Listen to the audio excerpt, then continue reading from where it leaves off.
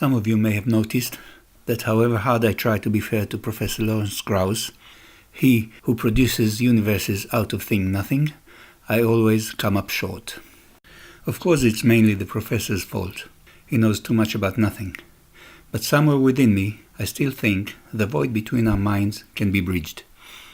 If only the professor could lose some knowledge and I could gain some, surely we can have a meaningful dialogue. I decided to invite Professor Krauss to my house, and this time I suppressed the urge to bring along my usual guests, those who know about everything. I moved my laptop and goldfish ball to the other side of the table so Professor Krauss could use his notebook and reach his coffee and apple. Sorry about last time, I said, referring to the debate which was somewhat dominated by the Hebrew-speaking Rabbi Amnon Isaac. Nobody is going to come between us this time. Professor Krauss, who usually is very friendly and trusting, kept looking sideways. Understandably, based on evidence, my house was a very dangerous environment for a mind like his to exist in.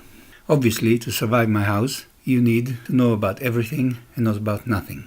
But a nice smile, a cup of coffee, and an apple can achieve a lot. Soon, the professor taught me all there was to know about nothing, and I became an expert in the field.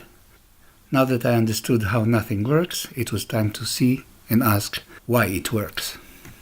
That's a point I was trying to make last time I was here, which the Hebrew-speaking scholar dismissed, I think, said Professor Krauss, who, unlike me, doesn't speak some languages.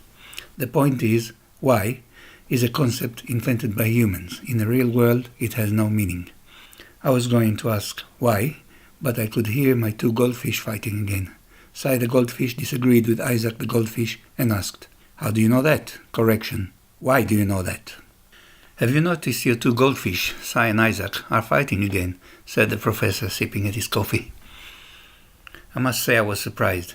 There was no way the professor could have known the names of my goldfish, let alone the content of their debate. "The problem with your goldfish," said the professor, "especially that of Isaac, is that they know too much for their own good. Just listen to him." Isaac the goldfish was arguing that the moon, contrary to Wallace and Gromit's theory, is not made of cheese. In fact, he insisted, Isaac the goldfish, if anybody tells you that they were on the moon, be skeptic.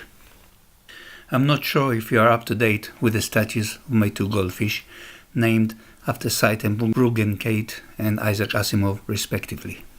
If you are under the impression that they are somewhat advanced, you are right. I was particularly worried about Sai. I had no problem with Isaac, who thought he knew everything, and indeed knew quite a lot, but Sai, the real skeptic one, was almost threatening. "I'm quite impressed with your goldfish, especially with Sai," said Professor Krauss, and took a bite of his apple. "And I'm impressed with you," said Sai the goldfish. "Listening to you really empowered me." Some of my readers may not recall, but the last time Professor Krauss visited my house, he didn't get a chance to say much.